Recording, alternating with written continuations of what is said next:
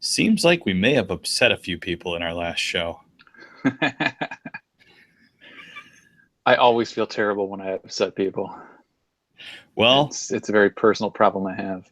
Our best viewed shows ever are when we upset the let's see, we upset the Welsh, we upset the French, and now we've upset the Mexicans. So to be fair though, we did get a lot of like smart, thoughtful comments from all tree fans. And then we got some Mexicans are genetically superior to you. Racist, homophobes? Mexican Hitler-esque comments. Yeah. So we removed him. But yeah, it was pretty awesome last 48 hours for views on this channel. So it's pretty cool. This is USfanTV live. This is our normal time. This is a normal show. It's a Tuesday night. We do them Tuesday nights and Thursday nights. I am Pat and he is Chris. That is me. Chris is me and I am him. Slim without a brim. I guess we're going up against Christos FC and DC United, which kind of makes me sad because I want to be watching that. So, and then there's the two other Hex and games. Yeah, of importance to everyone watching this show are the two CONCACAF Hex games going on shortly. One in about 20 minutes, the other in about an hour. Guys, what is the score right now with the DC beer league team match? Because I do want to keep me updated on that. So we're going to talk about a couple things. We're going to talk about should we be happy with this point? Because a lot of the comments that we got were Mexico, we know we're better because this is Mexican saying this. We know we're better because you guys celebrated a draw. And I was thinking, I was satisfied with the draw. A draw was the minimum mark that I'd be satisfied with because, as Michael Bradley said last Tuesday night when I saw him, 4 points in every group of games is what you want. You want to win at home and a draw on the road, especially a draw at that place, which, to be honest, is the toughest one we're going to play at. So best team, toughest environment. Maybe not. Costa Rica might be tougher. Maybe. Really. Well, it depends. But I mean, yeah, especially if it's Saprissa. But yeah, in terms of, you know, the things you have going against you there and the quality of the team, it's certainly the toughest game. I don't know if it's the toughest place to play, but toughest overall game. It's second at all. At worst, it's second. So yeah, but so whatever. Mexicans claim they're better every time we beat them too. It's always, oh, we were the better team. We're so much better than you. Oh, it's like you've lost the last 3 games. Well, but we're better than you. Like it's that's the same thing every time. So whatever. You know, is it odd to celebrate a draw? Yes. Having said that, this is CONCACAF, and hey, you know what? You guys don't every time the referee awards you another bullshit call or doesn't punish you for another ridiculous foul. So it's not like you don't go, well, you know, the referee helps us all the time. You know, are we celebrating something that, you know, perhaps shouldn't be? I do agree with some people that you know, maybe it's time to stop respecting some of our opponents as much and stop kind of playing for a draw. But the problem is, it is CONCACAF, and there are so many things that go on at our away games that don't occur in, I don't know, UEFA, or maybe not even in like Asia or you know, CONMEBOL, or like through these things, you know. You could play on a field that maybe that you may have played on that may not be as good as the one you played on in high school. You know, as a kid, I played on some fields that are better than some of them that our professional team goes out to play on to qualify for the World Cup. And then you have all kinds of other things that go on in these locations because, yeah, they're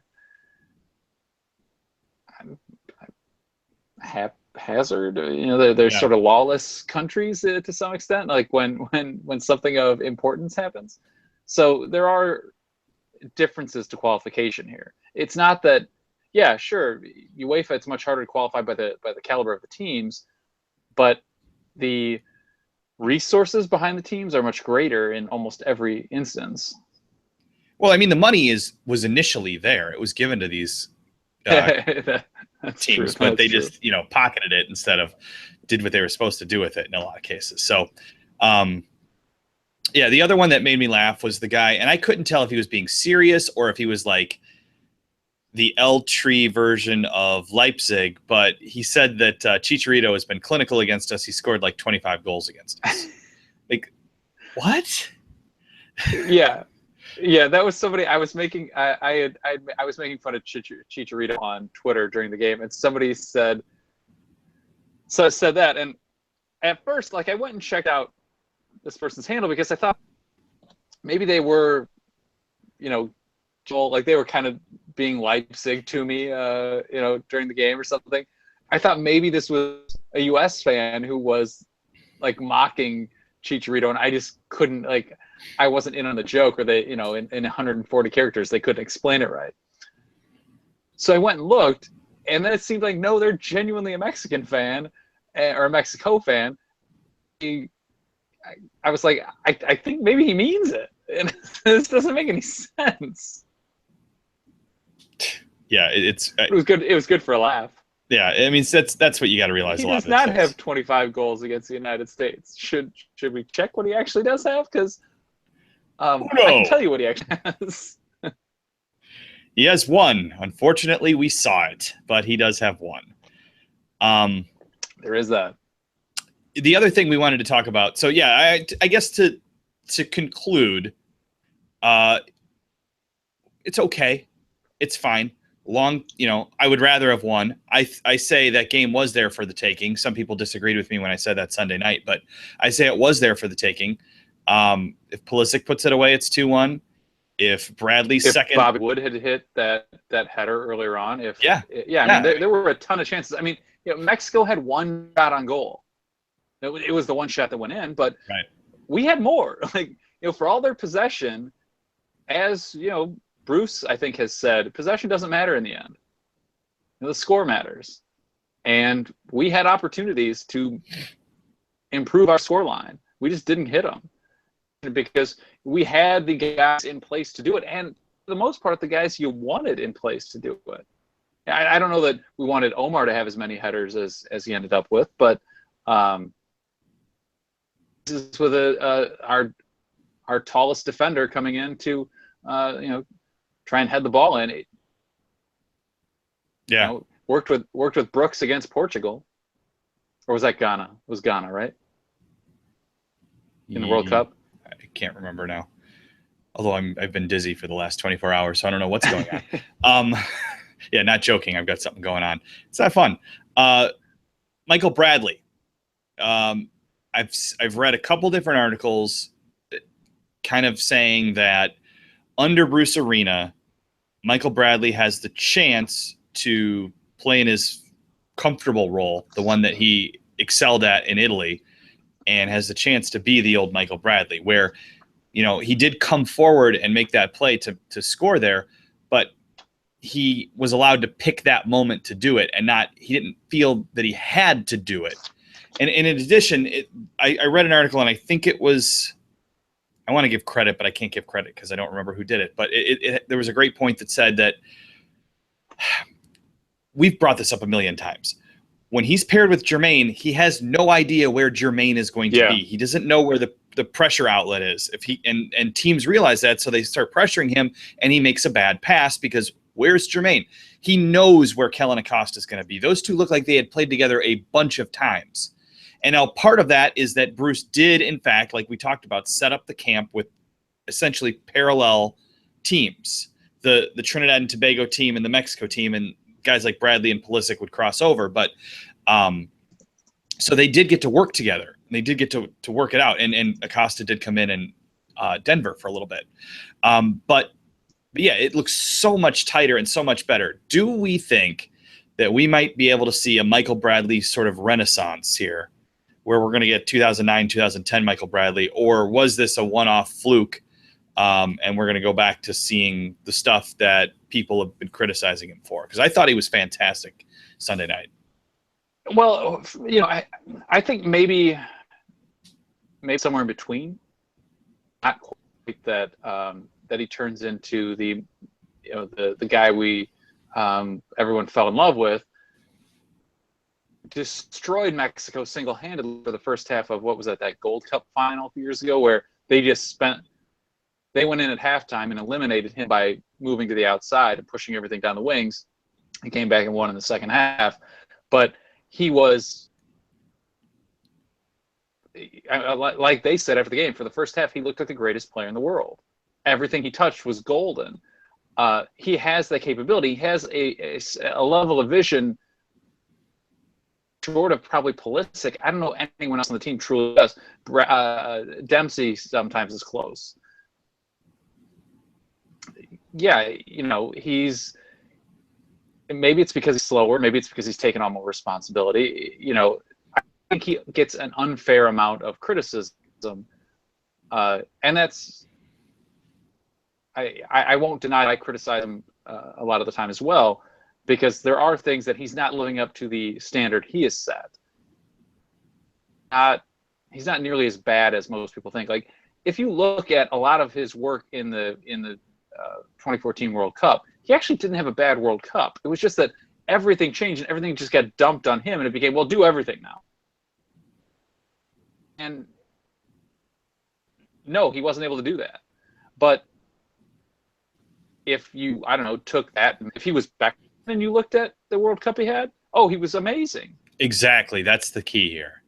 We expect more from Michael Bradley, and sometimes we have unfair expectations for him.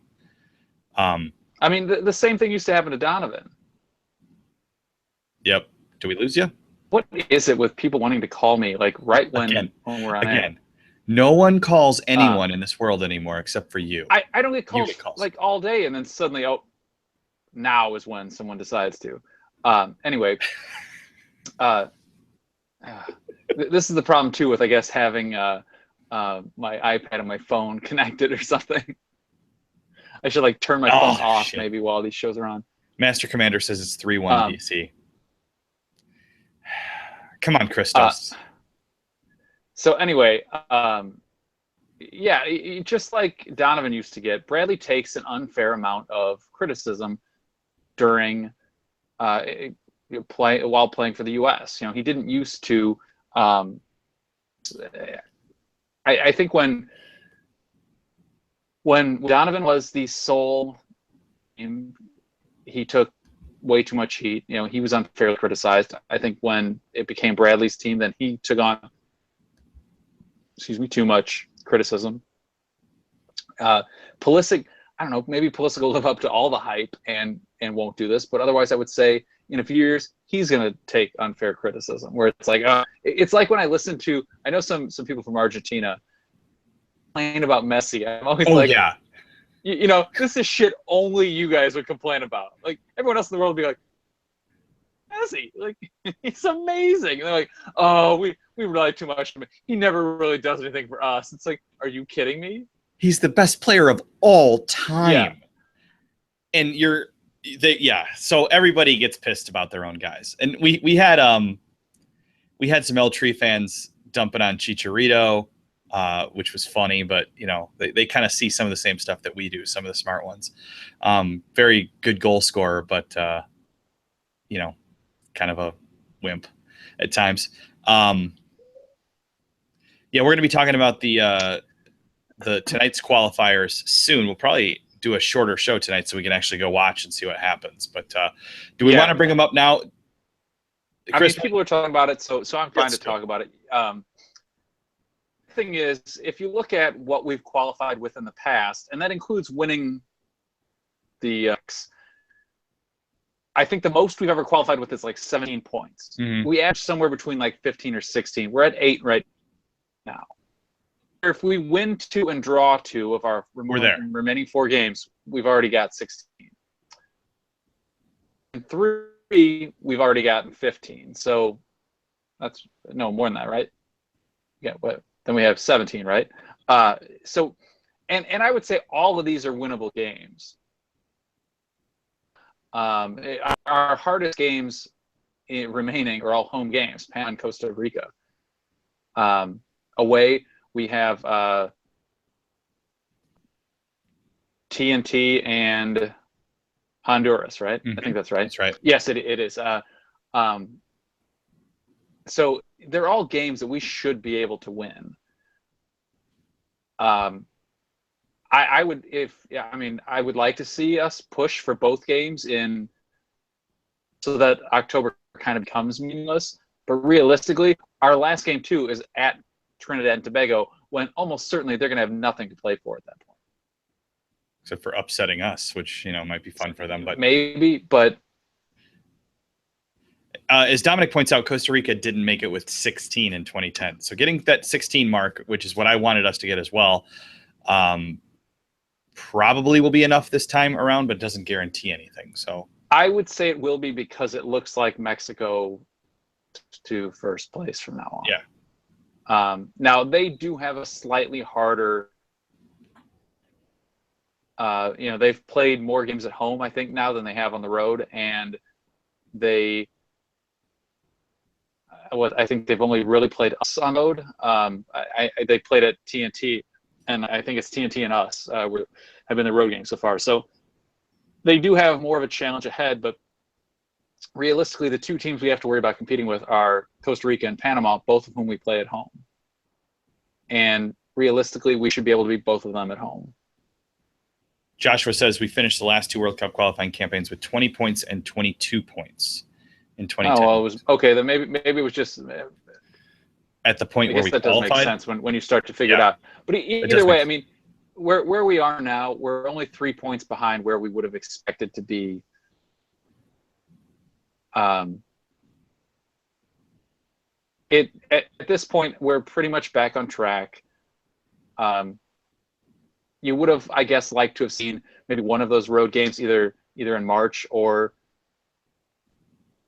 Sunday night turn into an extra victory to truly make up the ground. But whatever, we're more or less back on track. We're not going to win, most certainly, but we could pretty easily make it into second place, beating Panama and Costa Rica.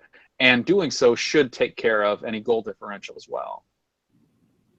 Yes. Now, the big thing is, if Costa Rica and Panama lose tonight, I think we actually move into second place already.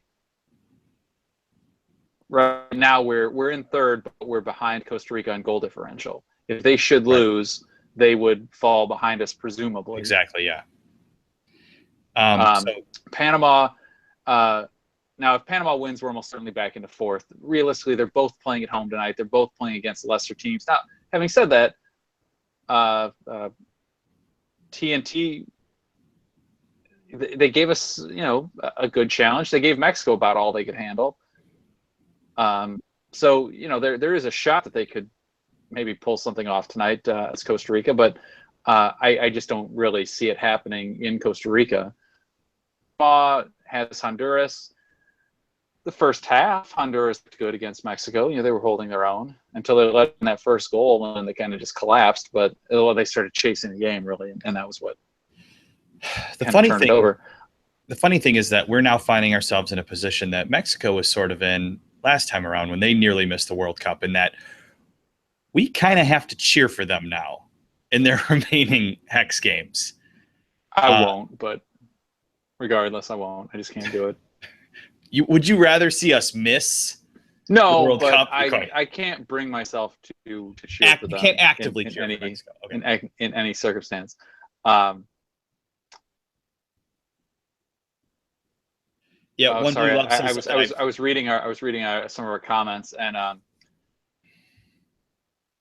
you're right. We're not going to finish first. I think it would take a lot of luck for us to finish first in this Hex, but so what?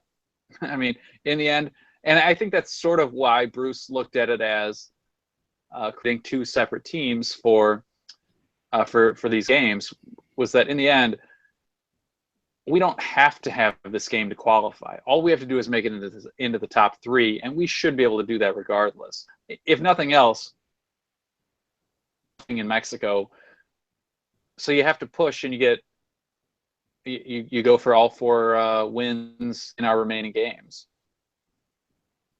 it's not unheard of. We have to beat TNT at home, and we have to beat Honduras at home. And Honduras right now looks like the worst team in the Hex. TNT may be at the bottom, but Honduras, despite them looking decent against Mexico in the first half the other night, they're giving up goals like it's going out of style. I mean, if you discount our first couple games, we have a decent goals against record, or I should say we don't have as many goals against, but those first 2 games really hurt us, and we sit for second worst goals against. Honduras is well ahead of us. I mean, it's 2 or 3 goals or something like that, but I don't have the numbers right in front of me, but I think they're like 11 or 12 goals against right now. So, they're definitely leaking goals, and they're not scoring that many. That's not a good sign that they're going to really challenge anything. So more about beating Panama. And hey, we got a draw there. We should be able to beat them at home. We then win that race against them. We can break even with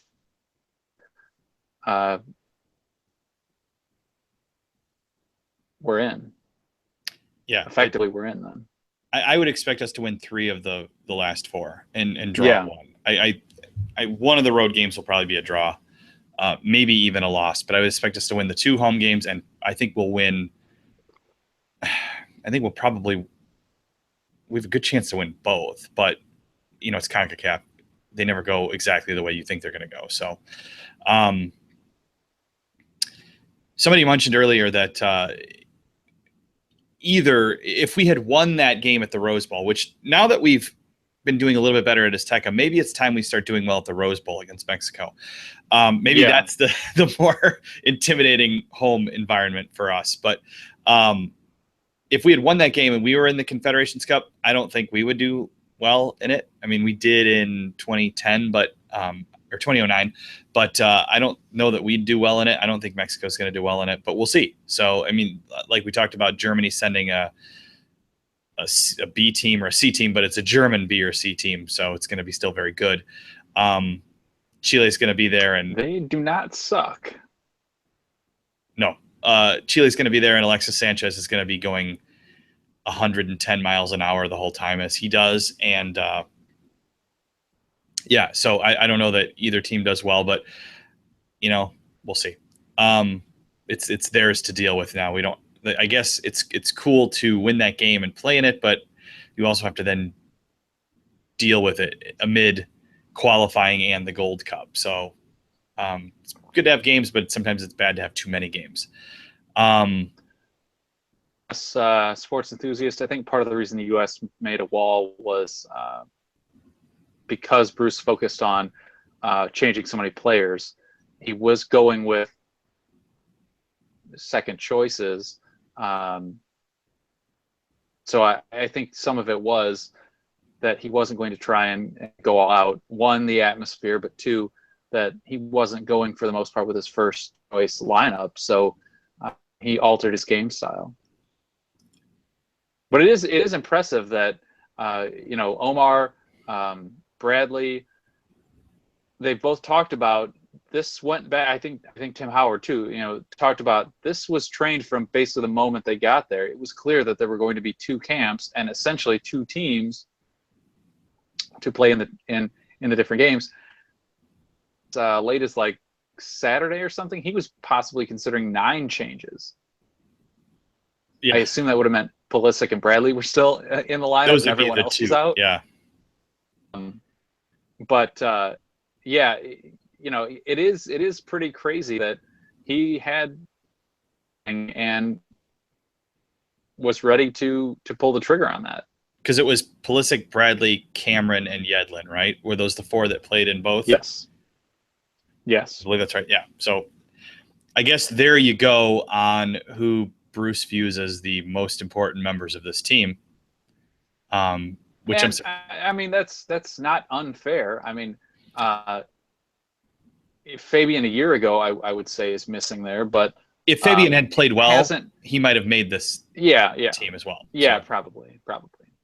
And I think you can see that Bruce put his main eggs in the first basket, secure the 3 points he needed, and figured take our chances at Mexico, because in the end, we don't have to win this game or even get a result to truly advance in this round. Now, as it is, hey, sure, but short of getting that win, if say Panama wins tonight, if Panama and Costa Rica both win tonight, we're still back in fourth place. Yeah. So even getting the 4 points we needed, we're still stuck where we were. Now, even taking all that into account, there is still the fact that round, and come September, we have the chance to then kind of leapfrog there. I think you're probably looking at permanent movements then. Sports enthusiasts pointing out that Mexico didn't have their entire A team there. That's true. No Guardado, no León, no Rafa Marquez. Fuck him, but he who shall not. Yeah. They had some key guys missing, and we're both very high on Guardado. And León for that matter, but I think Guardado might have been able to create a little bit more than Mexico was able to. They were very, very predictable in the second half. They had the ball all the time, but they were doing the same thing with it all the time. And I think he may have opened that up a little bit. But that's just speculation. Who knows? Some DeMarcus Beasley jokes. Somebody on Twitter put black and white of Beasley with the 1950 World Cup team that beat England. It was hilarious. I loved that. That was excellent. That was well done. Whoever thought of that is a genius, because God, I mean, it's funny to say these things since he is younger than me, but God, dude's getting old, and already in his 5th World Cup qualification cycle. He could soon. I mean, he could realistically play in a 5th World Cup. I mean, 4 is rare. 5 is effectively unheard of. And 5 guys to have done it, and I think at least 2 of them are like goalkeepers. Yeah, which it's a different animal there. Oscar's asking if he's heard people say Bruce will be replaced after the qualifiers. I don't think after the qualifiers, but I think after the World Cup, that's been the plan all along. And maybe it's Tab Ramos, maybe they go with another European or South American. I don't know, but I'd be very shocked if Bruce left after the qualifiers. Yeah, I think he's here through the World Cup. He isn't just for qualification. You're not going to change your coach at that point. If he's gotten here, you're just going to push through. There'd have to be something dramatic for that to happen. Like some kind of scandal or something. So I don't see that changing. I don't see him carrying on past the World Cup. I mean, one, at his age, does he want to continue with this? But on top of it, no, I think you're looking at the next cycle. You begin with another visionary or revolutionary kind of, that's when you start looking at big ideas again. Bruce was a pragmatist to get us through what we needed to get things back on track. A new cycle, then you start looking at who has dreams, who has ideas, who has a new plan to get us to the next level. Some guys bringing up Oscar Pareja. I would love that. I really respect that guy. Herrera or Osorio. I don't know if Herrera would get it because I don't know how good his English is, and I think that would be a down marker on him. But Osorio obviously speaks great English, so I mean he'll obviously be fired by then because Mexico doesn't keep a coach for more than a year or two. So maybe. I don't like taking. Would not be the first time that U.S. and Mexico have shared a coach. Yeah, but Boran Milutinovic. If we were going to share a guy, he might be one to share. I rate him highly. So I know that he got booed at Azteca, but I mean that's like the NHL commissioner getting booed when he hands out the Stanley Cup. I think it's just kind of what you do. So Greg Berhalter, he's working in Germany right now, isn't he, as an assistant? Isn't that the where he's at right now? David Wagner, maybe. No, you're thinking of no, not Berhalter. You're thinking of oh God, what can I think of his name? Steve Cherundolo. Yeah, Cherundolo. I'm sorry, I was mixing up those two dudes. Cherundolo actually is an interesting one to me, and that's one that I think people overlook because his career was often derailed kind of by injury playing for the U.S. But that dude was a sound player. Like he's on our list probably of like maybe our best all-time fullback, but one of our best all-time defenders, period. And seems to have good vision for the game. Had such a good history in Germany. Is a club legend and is now training to become a coach there. I do think long term he may be a guy. Yeah, of course Berhalter's at Columbus. Like I said earlier, I've got some kind of dizziness thing going on, so I'm sure that's not the first stupid thing I've said tonight. You can mark them down. Oh, it's no, it's pretty bad. What's left, guys? Should we go watch these qualifiers now? Peter Vermes, maybe. The former U.S. guys, I think, have a shot. Just a matter of the time or who sells themselves best to Sunil, or there's a new president of USSF by then. I would think there better be. I doubt it. I assume he's going to manage to stay until the World Cup. Yeah, probably. That'll be his crowning achievement, shining send off. And then maybe we'll have Arsene Wenger. No way. God, no, please no. Although that would get him out of Arsenal. Is that a trade-off we're willing to take? One thing, this is kind of off topic, but I forgot to bring it up earlier. I guess we now know why Deuce was so pissed off when he came off against TNT. To know, like, he probably had an idea that he wasn't going to play, or most likely wasn't going to play in Mexico. One, he wants the scoring record. Two, I think he just felt like, why the hell should I come off if I'm not going to get another chance? Right. Yeah. And that, I mean, who knows? Maybe that's it. Maybe he sits there his heart condition comes back, God forbid, or something like that. And he probably was thinking in that sense that maybe he's done at some point. I think he'll still break it. So people are talking about Mark Pulisic. I assume it's coming up, but I don't know that Mark Pulisic is the U.S. national team coach, but I would definitely consider hiring him, considering he's got a pretty good track record at this point of developing at least one youth talent. So, I would not be opposed to him joining the staff in some capacity, especially making him a scout or something. Yeah, exactly. Yeah, go spend some of that $100+ million on that. All right, I think we're gonna go watch the qualifiers. The website is USfanTV.com. The Facebook and the Twitter and the Instagram are all USfanTV. We hate Snapchat. Wando chat. We also hate Wando.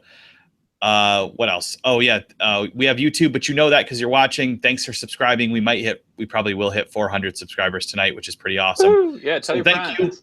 Thank you. Tell your friends. It does help. If you don't like us and you just want to make fun of us, subscribe. Whatever. We like it. Chris, any final words? No. As long as you're not like a racist homophobe, feel free to follow us and keep making fun of us. I enjoy the comments. I really do. So please, by all means, tear us apart. Yeah. I like just subscribe.